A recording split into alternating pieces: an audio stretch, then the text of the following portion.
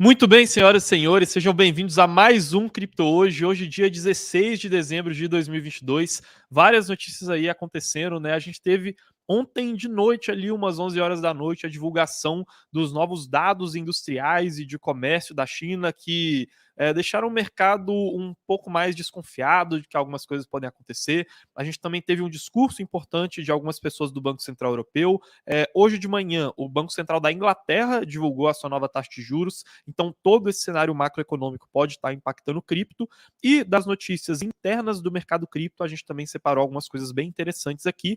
A primeira aqui, o USDT, ou seja, o dólar Tether, que é a stablecoin hoje mais utilizada no mercado para as pessoas que querem usar o dólar lá nas redes do mundo cripto, acabou de anunciar que ele vai passar por algumas mudanças, né? Isso também porque algumas pessoas estavam desconfiadas da segurança do USDT.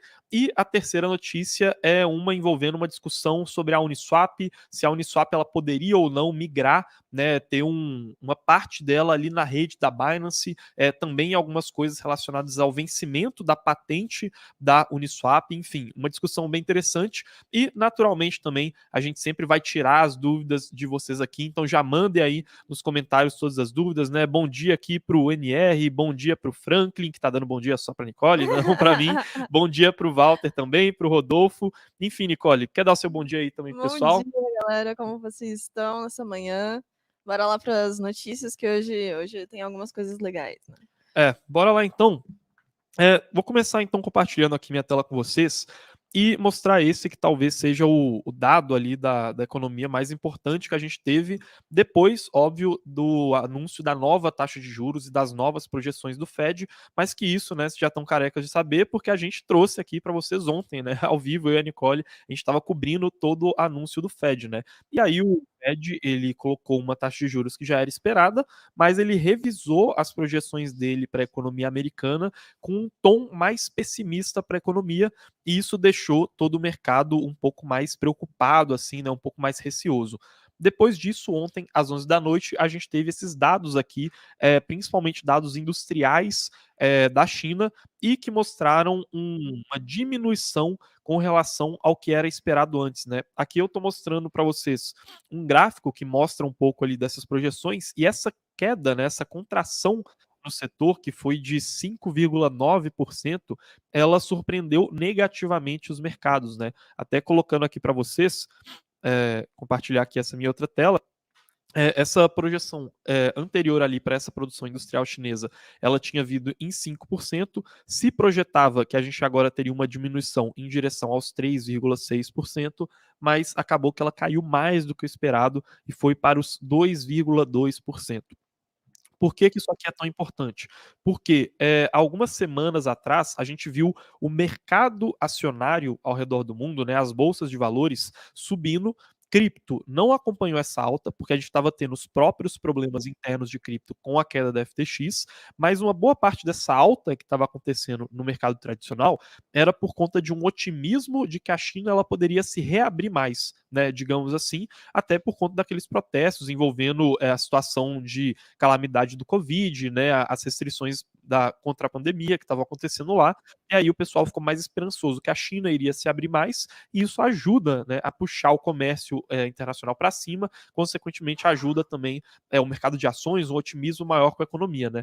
Só que agora a gente está tendo o contrário, né, isso aqui ele corrobora para uma narrativa de que a China ela pode sofrer mais do que se estava calculando anteriormente, e aí naturalmente isso acaba sendo ruim para os mercados de uma maneira geral, né? Então aí acaba sendo mais uma dessas notícias negativas, mas que, né, obviamente, é muito mais um ruído do que algum fundamento, assim, para o mercado de cripto, tá? Então esse aqui, principal dado que estava sendo esperado depois da projeção e da taxa de juros do Fed, e que ele acabou vindo dessa maneira um pouco abaixo do esperado, tá, pessoal? E a gente aqui também teve, né, além desses dados da China, aqueles que eu disse relacionados com a taxa de juros do Banco da Inglaterra e o Banco Central Europeu, né? Então vamos dar uma olhada nelas aqui. O Banco Central da Inglaterra, hoje às 9 da manhã, aumentou a sua taxa de juros para 3,5% de taxa de juros. Foi um aumento de 0,5%, o mesmo, né, a mesma proporção de aumentos que o Fed lá nos Estados Unidos também tinha feito. Até aqui a gente não teve muitas novidades, digamos assim, né? Mas que corrobora também com essa visão de outros bancos centrais, de uma economia que pode entrar em recessão, de tentar controlar a inflação, porque lá pela Europa a inflação também está descontrolada. E a gente também tem uma pressão que surge quando o Fed ele começa a aumentar suas taxas de juros, porque ele acaba exportando a inflação dele se os outros bancos centrais não aumentarem as taxas de juros deles. Porque, no final das contas, se só o Fed aumentasse a taxa de juros, as outras pessoas que têm outras moedas venderiam essas moedas para comprar dólares e colocar esses dólares rendendo lá na renda fixa, né, do Fed lá nos Estados Unidos. Então, esses outros bancos centrais eles são obrigados a aumentar as taxas de juros também, para que as pessoas comprem menos os dólares em troca das suas moedas e tentar controlar um pouco mais a inflação por lá também, né? Até aí foi uma projeção que estava dentro do esperado, né? Lá também era já esperado, igual no caso do Fed, um aumento de 0,5%, e aí, de fato, isso se cumpriu de acordo com o que o mercado estava esperando, tá, pessoal? E aí, por fim, o último tópico aqui, nessa parte mais macroeconômica, antes da gente passar para outras notícias, principalmente relacionadas a cripto, a segurança do SDT, do Tether, a questão ali envolvendo o Uniswap e Binance, e obviamente responder as perguntas de vocês, é essa notícia aqui, do Banco Central Europeu, né? Eles tiveram, na verdade, se não me engano, foram 2 discursos importantes ontem e um hoje relacionado, ou vai ter um hoje, relacionado aos posicionamentos do Banco Central Europeu, e esses discursos eles são muito importantes, né? Assim como no caso do discurso do Fed, para tentar anteceder quais que vão ser as políticas deles, né? E assim, eu estou trazendo aqui para vocês porque é um dos agentes econômicos mais relevantes, assim, quando a gente pensa em organizações de estados, né, ao redor do mundo. A gente colocaria, assim, nessa ordem, né, Estados Unidos, depois China, e aí União Europeia e depois Reino Unido, né? Então, assim, esses posicionamentos do Banco Central Europeu são realmente muito importantes, não tão importantes quanto os do Banco Central dos Estados Unidos, mas para também afetar um pouco dessa expectativa dos mercados. E o que foi dito ali é nada muito diferente da posição dos outros bancos centrais, né? O mercado ele já começa a precificar que o próximo aumento da taxa de juros lá na União Europeia também vai ser de 0,5%, e também foi falado, né, nesses discursos sobre essas questões da inflação, né, dessas preocupações de alguns setores que não são tão desinflados com esse aumento de taxa de juros em termos de preços quanto outros, né, algumas inflações que elas são mais pegajosas, né, que é o termo que eles usam, inflações mais resistentes, que demoram mais a sentir esses efeitos das políticas macroeconômicas. Então, por enquanto, a gente continua nesse cenário macroeconômico mais pessimista, né, um cenário que está prevendo que a recessão que vai vir na economia ela pode durar um pouco mais de tempo, né? A gente pode ter mais períodos de quedas ou de lateralizações, mas assim, naturalmente a gente entende aqui e sempre fala para vocês que isso são ruídos para o mercado cripto. Faz um certo sentido que essas coisas afetem, por exemplo, empresas de tecnologia, mas não faz sentido que afetem fundamentos de preço do mercado cripto, mas isso é porque existe uma assimetria muito grande, uma falta de informações muito grande dentro da gerência, da gestão de ativos dentro do mercado cripto, e para a gente isso é muito mais uma oportunidade do que uma preocupação, né? A gente, inclusive, acredita que o ano que vem ele tende a ser um ano de muita capitulação, de muita acumulação e de distanciamento entre a média do mercado cripto e daqueles que podem, de fato, se destacar, terem performance acima da média, né? Então, embora o preço de tela tenha uma perspectiva pessimista para fundamentos, né? E quando a gente compara esse balanço de risco-retorno, para a gente se parece muito mais com uma oportunidade, né? A gente está sempre falando isso aqui, acredito que vocês já estejam cansados de ouvir isso, mas é sempre importante reforçar, porque quando o preço ele acaba caindo, isso mexe muito com o psicológico, então é muito importante a gente se ater a quais são os fundamentos das teses, né, e por que a gente está investindo em ativos de valor. Nicole, acho que o pessoal já cansou aí do meu monólogo, tem alguma dúvida aí, ou então algum acréscimo que você queira fazer sobre essa questão A macroeconômica? galera tá perguntando bastante aqui das criptos já. Então, acho legal a gente já ir para o que acontece lá com o Tether, com a USDT, para depois a gente puxar a dúvida da galera. Então, se vocês têm alguma dúvida aí também, tanto sobre macro quanto sobre essa parte mais de cripto, podem deixar aí nos comentários que a gente vai puxar logo em seguida. Vamos lá então, pessoal. O Tether, ele acabou de soltar uma notícia lá no blog deles. Deixa eu compartilhar aqui com vocês. Aqui, agora acho que vocês já estão conseguindo ver minha tela, né?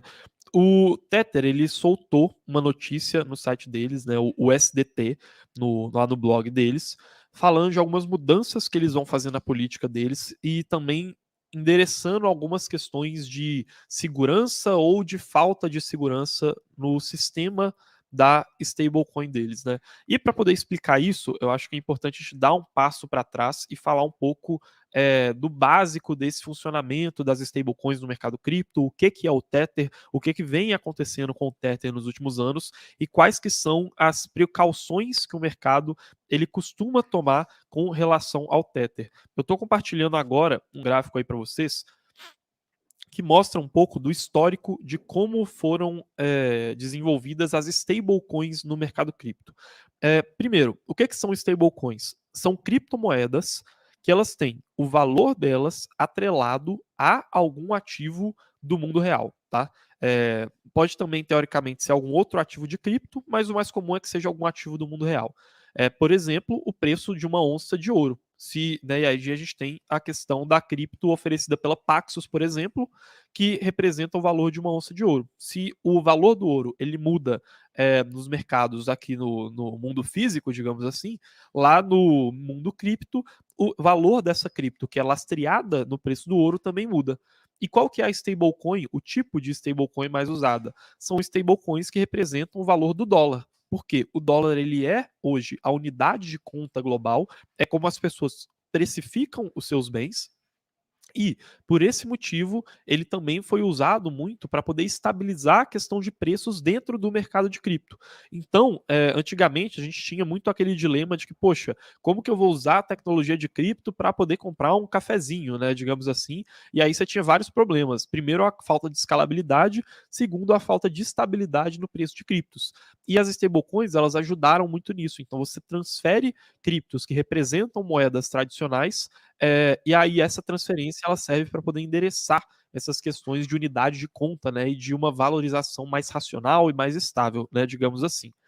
E aí a gente tem vários tipos diferentes de stablecoins de dólar, né, vários sistemas diferentes de stablecoins e várias concorrentes dessas stablecoins. Hoje, as principais stablecoins do mercado são essas três aqui, né? Aqui na verdade estão aparecendo quatro, que nesse gráfico, né, que vocês estão vendo. Em verde, a gente tem o USDT, em azul a gente tem o USDC, em amarelo a gente tem o BUSD e em vermelho, né, meio rosa ali, a gente tem o DAI. E esse aqui é um gráfico que mostra a dominância, né, dos diversos tipos de stablecoin ao longo do tempo, de acordo com a oferta que existe delas no mercado. Não é um gráfico que mostra, por exemplo, se a gente tem mais ou menos o SDT do que antigamente, né? Então, aqui vocês estão vendo que a parte verde ela está diminuindo. Hoje, a gente tem mais o SDT circulando no mercado do que lá em 2020, né? Em janeiro de 2020, que é quando começa esse gráfico. Mas a porcentagem de USDTs em comparação com outras criptos diminuiu, né? Em comparação com outras stablecoins. Isso porque lá no comecinho, como vocês estão vendo ali no início do gráfico, o USDT ele saiu na frente dessas outras criptos e ele conseguiu uma grande adoção no mercado, inclusive por redes que não eram nem principalmente a rede da Ethereum. Inclusive, se eu não me engano, hoje o USDC ele é mais comum na rede da Ethereum do que o USDT, mas até por redes focadas em stablecoins, né, como a rede da Tron, por exemplo. Só que ao longo do tempo foram surgindo algumas ressalvas e alguns medos no mercado sobre o sistema que o USDT usa e se ele é ou não é seguro. E por que isso causou tanta polêmica? Porque o SDT, o SDC e o BUSD também são criptos que elas funcionam tendo essa paridade com o preço do dólar garantida por uma empresa centralizada. É uma empresa centralizada que tem vários ativos e esses vários ativos, em teoria, precisam ser o suficiente para cobrir todos os dólares que ela está emitindo, né? Então é assim que funciona. Como o mercado ele começou a desconfiar muito do USDT, até porque as auditorias que são feitas ali não são consideradas tão seguras assim, ele acabou perdendo espaço. E aí a gente teve essa perda, principalmente ali quando a gente teve a quebra da Terra Luna, porque aquele medo que as pessoas tiveram quando o dólar da Terra Luna perdeu a sua paridade, também se refletiu no dólar Tether, no USDT, né, ali na parte verde, e aí vocês estão vendo que isso marcou ali no pico de dominância do USDC, onde está escrito 38%, uma grande saída de capital do USDT, né? Porque as pessoas ficaram com medo que o que aconteceu no dólar da Terra Luna poderia acontecer no USDT, apesar de que, né, fazendo uma defesa justa aqui também, o USDT ele tem um sistema bem diferente do dólar da Terra Luna, né? E aí depois a gente viu o BUSD tomando mais espaço, até porque a Binance ela estava deslistando várias outras stablecoins que concorriam com o dólar dela própria lá na rede, né, e pela própria corretora da Binance. Então esse é o fluxo que a gente viu de maneira geral, só que aí um pouco depois daquela quebra da Terra Luna, o SDC voltou a ganhar um pouco de dominância, tá? Isso aqui serve como uma boa contextualização. E aí, qual que é a questão dessa notícia aqui que eu estou mostrando agora para vocês? É que o Tether, ele anunciou que eles vão fazer uma mudança em como eles armazenam esses ativos que servem como lastro para os dólares que eles estão colocando em circulação no mercado, os USDTs, né? Isso aqui ganhou muita notoriedade depois que o Wall Street Journal fez essa matéria aqui falando que o Tether ele tinha uma parte dos seus ativos colocados em empréstimos para poder render dinheiro para a empresa Tether. E se todos os clientes da Tether, digamos assim, se todo mundo que usa o USDT quisesse chegar lá e trocar o USDT dele por $1, eles não seriam capazes de honrar essa dívida, né? Segundo as análises do Wall Street Journal, né? Então, em caso de uma corrida dos bancos, a gente poderia ter coisas mais graves acontecendo. Depois que a gente teve essa notícia aqui sendo liberada, aí sim a gente volta naquela matéria que foi publicada no blog da Tether e que eu estou mostrando aqui para vocês, né? Eles anunciaram que essa parte do dinheiro que eles colocaram em empréstimos, que era equivalente a mais ou menos 9% de toda a reserva deles, ou seja, 6,1 bilhões de dólares dos totais 68 bilhões de dólares que eles têm em reserva.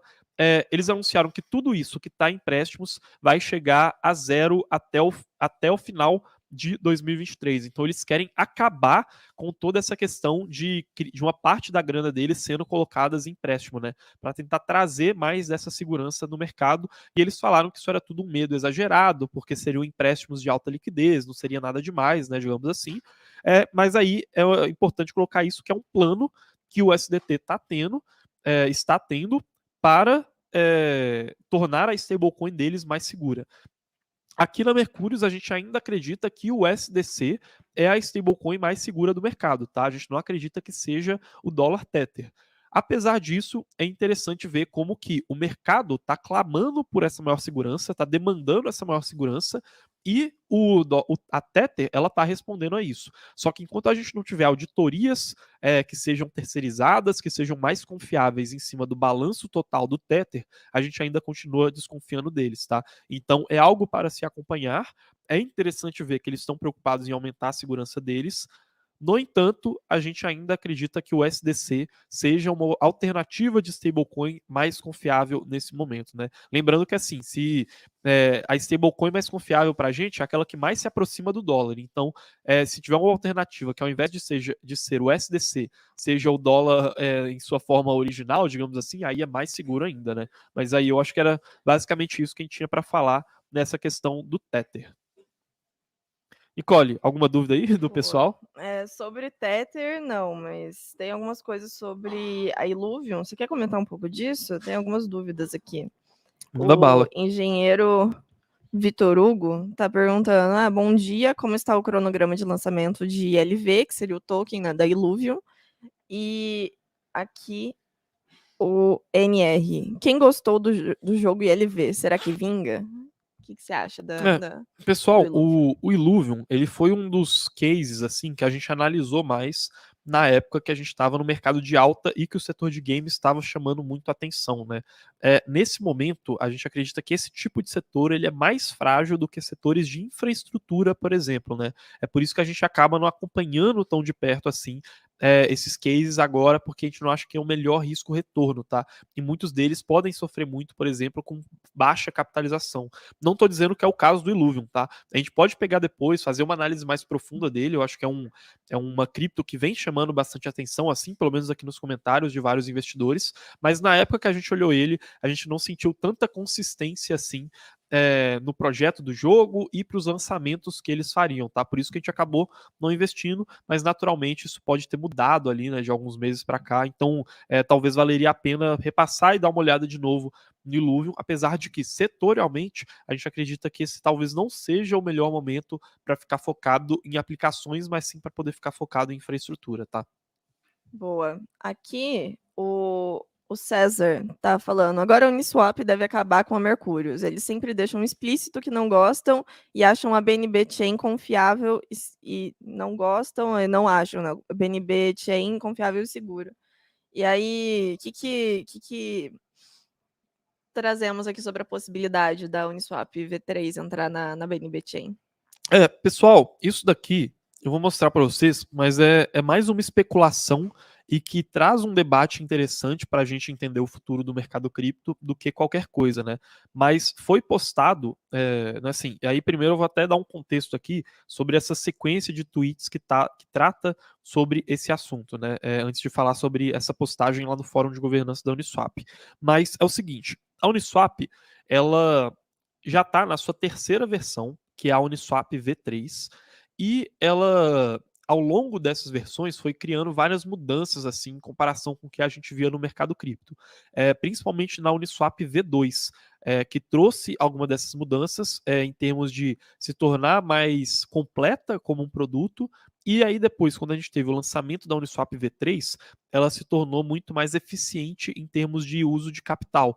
Então, por exemplo, hoje, aquilo que a gente chama de MEV acontece muito mais na Uniswap V2 do que a Uniswap V3. O que é o MEV? O MEV, ele é uma forma que os validadores usam para tentar extrair mais ganhos se aproveitando de coisas ineficientes que estão acontecendo no mercado cripto. Então, se eles veem grandes oportunidades de arbitragem, por exemplo, que é comprar uma coisa mais barata em um lugar e vender mais cara em outro, e aí eles veem essa transação ali, eles passam na frente dessa transação para poder fazer essa arbitragem.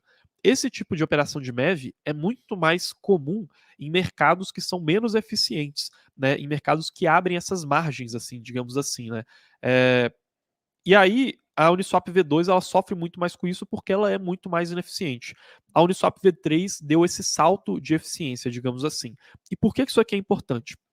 Várias concorrentes da Uniswap hoje, elas são cópias da Uniswap V2. Eles pegaram o código da Uniswap V2, copiaram e colaram ele com algumas mudanças. Isso é o caso da SushiSwap, que também está na rede do Ethereum, e é o caso também da PancakeSwap, que está lá na rede da Binance. Óbvio que depois eles foram criando algumas mudanças, né? Foram adicionando novas funcionalidades para o token, né? Então, no caso da SushiSwap, a gente tem o XSushi, que é a possibilidade de investidores do token colocarem esses tokens em staking e receberem ganhos. Na PancakeSwap, a gente tem sistemas que usam funcionalidade de loteria, que usam funcionalidades enfim, dos mais diversos tipos ali, para poder dar mais utilidades para o token Cake. Mas o grande fato é que a infraestrutura tecnológica deles, a robustez tecnológica deles, originalmente veio como uma cópia da versão 2 da Uniswap. E aí, por que eu queria chegar nessa questão da Uniswap V3? É porque a Uniswap V3 ela tem uma patente tecnológica que foi feita pela Uniswap e é uma patente de software registrada lá nos Estados Unidos. E por conta disso, é muito mais difícil de outra pessoa tentar copiar o código da Uniswap, tá? Muito mais difícil, porque eles têm uma inteligência de mercado e de desenvolvimento tecnológico que está mais avançada em comparação com outras corretoras descentralizadas, né? Que estão nesse setor ali que a Uniswap está. Só que, por conta dessa patente, ela vencer ali em abril de 2023, começa a se gerar uma polêmica no sentido de que, poxa, o que vai acontecer quando essa patente acabar? Muito provavelmente as pessoas vão pegar e vão criar cópias da Uniswap, igual fizeram lá quando a gente tinha a V2 da Uniswap, né, a versão 2. E aí, por conta disso, que o pessoal está pensando em quais serão as próximas possibilidades. Diante disso, o que foi levantado? Olha, quando a Uniswap ela for permitida, né, a patente da Uniswap vencer em abril e for permitido criar cópias dela, muito provavelmente alguém vai criar uma cópia da Uniswap lá na Binance Smart Chain, né, que é a rede da Binance. Muito provável que isso aconteça, assim como foi feito com a versão 2 da Uniswap e que gerou a PancakeSwap. Então, por conta disso, foi colocado lá no fórum de governança da Uniswap, uma proposta, né, uma discussão, melhor dizendo, para poder falar, olha, e se a gente já se adiantar e já colocar por conta própria a Uniswap lá da Binance? Não significa retirar a Uniswap da rede da Ethereum, tá, pessoal? Significa que a própria Uniswap vai fornecer suporte para outras redes, como ela já oferece, por exemplo, para redes como a Polygon, mas aí esse suporte também vai ser oferecido, teoricamente, ali para a rede da Binance. Isso aqui gerou muita polêmica, ainda está sendo muito debatido. Tem muita gente falando que esse tipo de coisa não deve acontecer, né? Isso assim também não é a prioridade da Uniswap nesse momento, digamos assim, mas é uma coisa que ela pode começar a ser mais debatida enquanto a gente avança rumo a abril de 2023, que é quando a patente da Uniswap vai cair por terra, né? O que a gente acha sobre isso, principalmente? A gente não acha que é tão preocupante assim o fato da Uniswap V3 poder ser copiada, tá? Porque não é só a tecnologia da Uniswap que ela gera um diferencial competitivo em comparação com os concorrentes dela. É também a capacidade de criar novas tecnologias. Isso sim é um diferencial competitivo, a sua capacidade de estar na fronteira do conhecimento, desenvolvendo novas tecnologias. Porque a tecnologia por si só, ela pode ser muito mais facilmente copiada, né?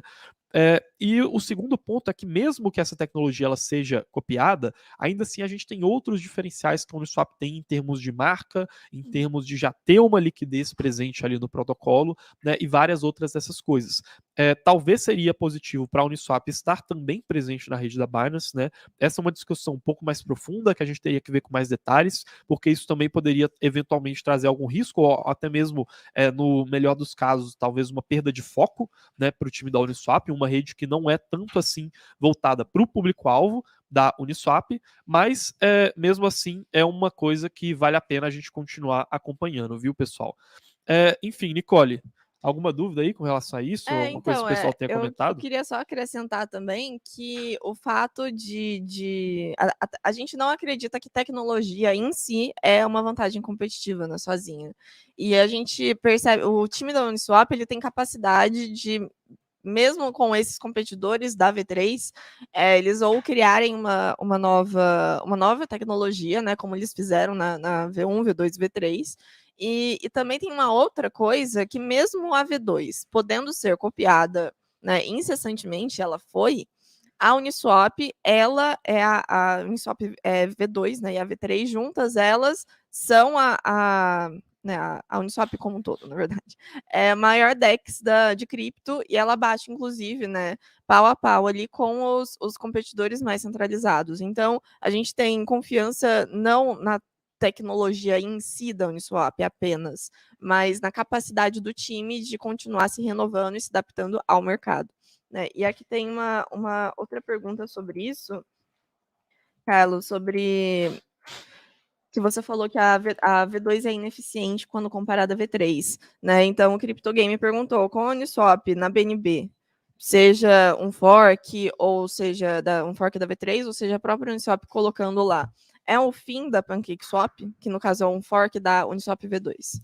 Então, o CryptoGame, a gente poderia ter as próprias pessoas da PancakeSwap atualizando as suas tecnologias conforme a tecnologia da Uniswap V3, né? Isso por si só poderia acontecer. Então, talvez não seria nem uma criação de uma nova DEX, né? Digamos assim, lá na rede da Binance. Mas poderia ser simplesmente os concorrentes que já existem na Uniswap, como é o caso da Pancake, se atualizando. Não acho que isso seria o fim da PancakeSwap, né, digamos assim. Até porque, como eu disse, a Uniswap ela tem um público-alvo que é um pouco mais diferente. O público-alvo da PancakeSwap ele tende a ser um público-alvo mais varejo, né? Então, assim, são usos diferentes para o token, não são dinheiros que se comunicam tanto assim, né? Não é tanto o mesmo capital que está concorrendo entre os dois, apesar de poder haver essa interseção, tá? Porque isso não é tão claro assim no mercado atualmente. Mas assim, pode ser o caso da Uniswap ela entrar lá e se readaptar para aquela sua parte, né, da rede da Binance ser mais voltada para o público varejo, né? De qualquer forma, eu não vejo como a Uniswap entrando na rede da Binance poderia ser positivo para a PancakeSwap. Para mim, ou seria a mesma coisa, ou representaria uma concorrência a mais, digamos assim, né? Apesar de que eu tendo a entender que são mais públicos diferentes, tá? Isso responde aqui a pergunta do Flávio Axial. O que diferencia o público-alvo da Uniswap com o público da Binance? É exatamente isso, né? Então, o público-alvo hoje da Uniswap é principalmente de clientes mais especializados, digamos assim, né? Pelo menos quando a gente está falando lá da rede da Ethereum e, de maneira geral, os provedores de liquidez na Uniswap também são mais especializados, tá? Então, se diferencia um pouco desse mercado mais varejo que está presente lá na rede da Binance. Boa. Então, temos aqui, né, algumas perguntas sobre já que a gente está falando de corretoras, qual é a chance da Binance ter problemas com investigação e afetar todo o mercado de cripto, como foi a FTX? Então, essa é uma dúvida que vem aparecendo bastante aqui nas lives, e aí, repetindo, né, esse posicionamento da Mercúrios com relação a isso. A gente não acha que a Binance ela tenha demonstrado atualmente um risco de quebrar, igual foi com o caso da FTX. As investigações contra a Binance não são uma surpresa para a gente, tá? Já era esperado que a Binance poderia ter coisas desse tipo, dada a falta de clareza regulatória que eles apresentam. Então, para a gente, o risco da Binance quebrar ou não fica maior por conta dessas investigações, tá? Mas antes disso, a gente já não gostava da Binance por conta da falta de clareza regulatória, por conta da falta de clareza quanto à segurança de custódia e assim por diante. E mesmo ela tendo subido nesses rankings nos últimos anos, ela não mostrou uma constância sendo uma das primeiras colocadas desses rankings. Então, por esse motivo, a gente não colocaria criptos na Binance, a gente prefere opções como a Kraken, a Coinbase e a Gemini, tá? E caso a Binance quebre, assim, pessoalmente, é uma coisa que me surpreenderia, né? Não é o tipo de coisa que eu espero, mas eles também não têm uma clareza o suficiente para eu colocar minha mão no fogo e falar que eles não quebrariam, então simplesmente eu prefiro não usar e optar por opções mais seguras, tá? Ainda nesse tópico, né, de tudo que aconteceu na FTX e o contágio que isso resultou, o Vando está perguntando sobre os desenvolvedores da Solana, né, se eles estão migrando para Near e qual é a possibilidade dos jogos da rede da Solana também migrarem para Near, né, aquela blockchain, a Near, suportaria a tecnologia dos jogos da Solana? A tecnologia da Solana, ela é bem diferente, assim, de outras tecnologias que redes que poderiam ser concorrentes da Solana, tá, no mercado. Então, assim, eu vejo muito mais as segundas camadas da Ethereum, talvez atraindo esses desenvolvedores do que uma blockchain como a Near, por exemplo. Porque isso já vai exigir uma mudança tecnológica de qualquer forma para ocorrer essa migração. Hoje, talvez a Polygon seja um hub de games mais preparado para poder receber esses jogos, tá? Pelo menos na minha visão, do que necessariamente uma Nier, né? Eu vi assim um pouco sendo falado sobre a Nier no sentido de dela poder substituir uma Solana, foi até uma possibilidade que a gente trouxe aqui para vocês, porque ela, assim como blockchains como a Aptos e como a Sui, ela funciona de um jeito mais monolítico, que é esse jeito de dividir menos as suas funcionalidades, que é um estilo de funcionamento que a Solana também fazia e que a Ethereum migra num sentido diferente, né, um sentido que a gente chama de modular, de dividir as suas funções, né, entre diferentes camadas, mas a gente está reparando que talvez isso não seja o suficiente assim para causar essa migração, né? É realmente coisas que a gente tem que acompanhar caso a caso, acompanhar como que vai ser o desenvolvimento da Solana, qual que é o estado de cada um dos projetos que estava lá dentro, mas atualmente eu acho que segundo as camadas da rede do Ethereum, principalmente a Polygon, talvez estejam mais avançadas nesse sentido de atrair aplicações de jogos do que o Near Protocol, por exemplo, tá? Justo. E ainda nesse sentido da Nier, né, o Fabrício Félix está perguntando sobre um vídeo, né, que a gente fez aqui, se eu não me engano, foi um casual, que a gente falou algumas criptos que sobreviveriam até o próximo ciclo de mercado, só que uma regra naquele vídeo é que ninguém poderia falar criptos que estavam na carteira perfeita. né? Então tinha essa dinâmica aí para a gente começar a falar de novas criptos, de coisas que a gente não fala normalmente aqui, né? Com frequência aqui. E uma das que surgiu, né, foi a Kusana, que a Kusama, que o Orlando falou, e o Casta falou sobre NIR. E aí o Fabrício quer saber se faz sentido ter na carteira dele, né? Se faz sentido no mercado esses tokens. Só para falar, Fabrício, que a gente novamente, a gente não investe naquelas criptos que foram faladas naquele vídeo. Então, apesar de existirem pontos que poderiam tornar aquele case interessante, que a gente poderia, né, ter né, gostado de certos fundamentos daqueles protocolos, eles não passaram no nosso crivo de análise, né? Então, a gente, né, cada pessoa tinha uma opinião sobre o que poderia sobreviver o resto do mercado, inclusive a opinião do Carlos. Eu ainda estou tentando digerir um pouquinho do que ele falou, mas a gente não investe nessas criptos, né? Você depois perguntou aqui, só para complementar, sobre a minha pergunta, né? Hoje eu tenho em carteira Bitcoin e Ether e quero fazer uma aposta em protocolos que fazem sentido no longo prazo.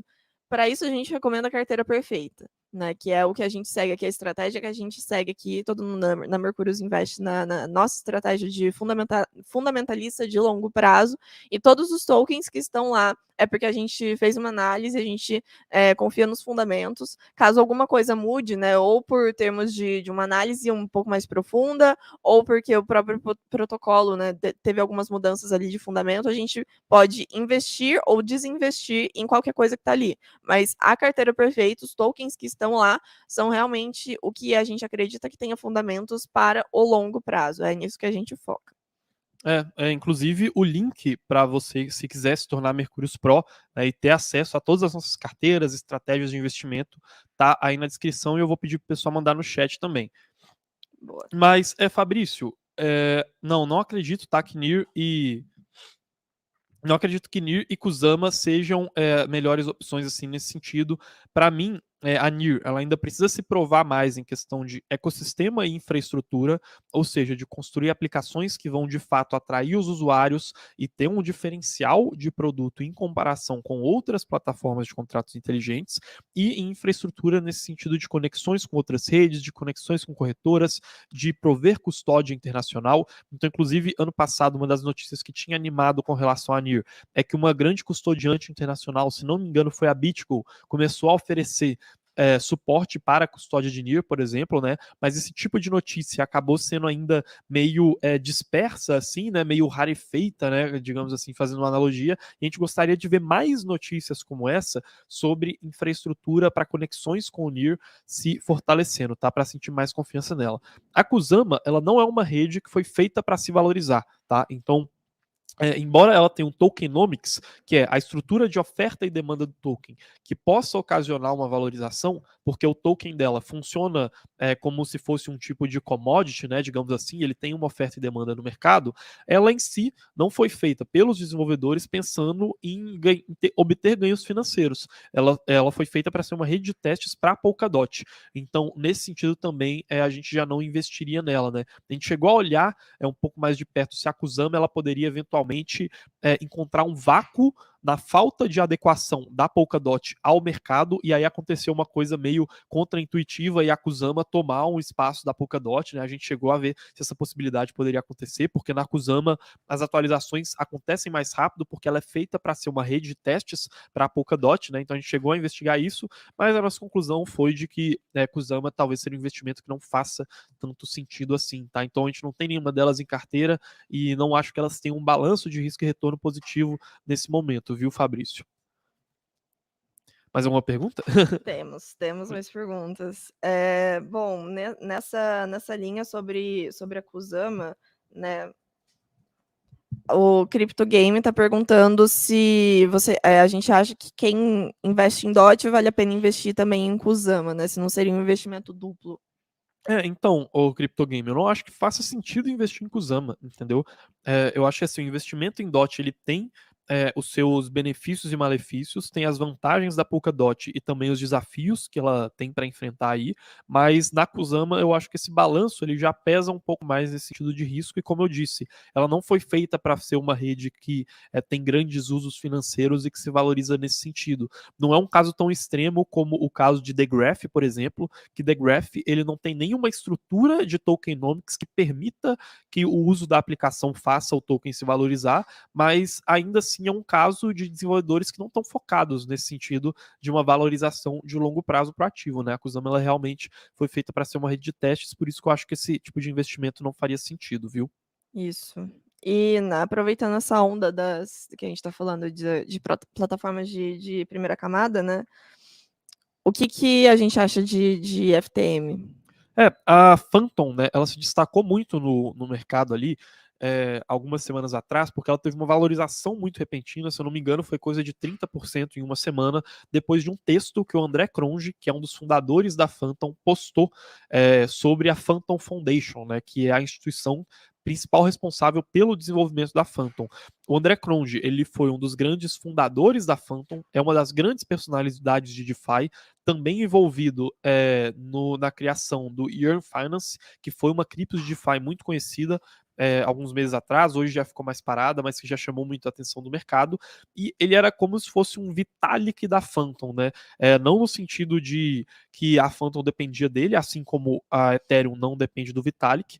Naquele caso, a Phantom dependia até um pouco mais dele, mas principalmente nesse sentido midiático, né? De ser o rosto da Phantom. E aí, quando ele saiu, e claro que ele estava abandonando o projeto, a Phantom despencou de preço no mercado, e aí quando ele voltou, o pessoal ficou mais otimista com a Phantom, e quando ele publicou esse texto, o otimismo cresceu ainda mais. Nesse texto, ele falava que a Phantom Foundation era uma instituição que estava dando bons resultados financeiros, e ele também desmistificou um pouco de mitos que ele via, por exemplo, de fundações que só sobreviviam com a venda dos tokens, que eram insustentáveis, e que a Phantom Foundation teria um posicionamento mais sustentável no mercado. Apesar disso, a gente não acha que a Phantom ela tenha encontrado bons diferenciais competitivos quando ela teve a chance, que foi principalmente antes do André Cronje sair, e aí depois que ele saiu, várias soluções que estavam na Phantom, as maiores DeFis da Phantom na época, migraram para soluções de segunda camada. Foram todas praticamente para Optimism ou para Arbitrum, né, que são soluções de segunda camada da Ethereum. Então, assim, o que a gente via de coisas que poderiam acontecer com Phantom no sentido positivo, estavam muito relacionados com o surgimento do ecossistema de DeFi na Phantom, que poderia ter diferenciais. Depois que a gente teve essa migração dessas aplicações para plataforma de segunda camada da Ethereum, como a Optimism e a Arbitrum, aí a gente percebeu que a Phantom deu um passo para trás e a gente deveria ver ela agora dando 2 passos para frente para talvez justificar algum tipo de investimento, viu, Rodrigo? Boa. E aproveitando aí que a gente está falando dessas plataformas que a gente não investe, etc., o Nabor tá perguntando sobre Avalanche, né? Parece que ela tá esquecida hoje no mercado, mas ele gosta muito dessa blockchain. Qual que é a nossa opinião aí sobre isso? Sobre a Avalanche, eu acho que é uma análise muito parecida com a de Phantom, viu, Nabor? A grande questão é que a Avalanche ela também teve essa dificuldade de criar esses diferenciais competitivos em comparação a uma Ethereum da vida, por exemplo, né? Que ela tinha um pouco mais dessas especialidades e dessa atração de desenvolvedores, né? Digamos assim. Então, no final das contas, a gente ainda também gostaria de ver esses diferenciais eles surgindo de maneira mais clara para tentar justificar algum tipo de investimento de longo prazo, viu? Bom, acho que por hoje é só, né? A gente já está aqui com 43 minutos de live, já atualizou vocês um pouco sobre o cenário do mercado. Não se esqueçam de deixar o like aí embaixo, né? Para o YouTube entregar essa live para mais gente, de clicar aqui embaixo nos comentários, né? Aqui embaixo na descrição e também nos comentários, no link para poderem ter acesso à lista de espera da Mercúrios Pro, né? Que lá tem a carteira perfeita com todas as nossas criptos, todo o nosso suporte especializado, então tá tudo lá disponível para vocês. E a gente se vê amanhã às 10 da manhã, assim que terminar essa live. Vocês já vão cair lá na live do Cripto Hoje de amanhã. Então já deixem o like de vocês lá e marquem o lembrete para a gente trazer as próximas notícias do mercado cripto, o que está causando movimentação de preço e o que pode estar chamando a nossa atenção em algumas criptos específicas. Viu, pessoal? A gente se vê amanhã e até mais. Tchau, gente.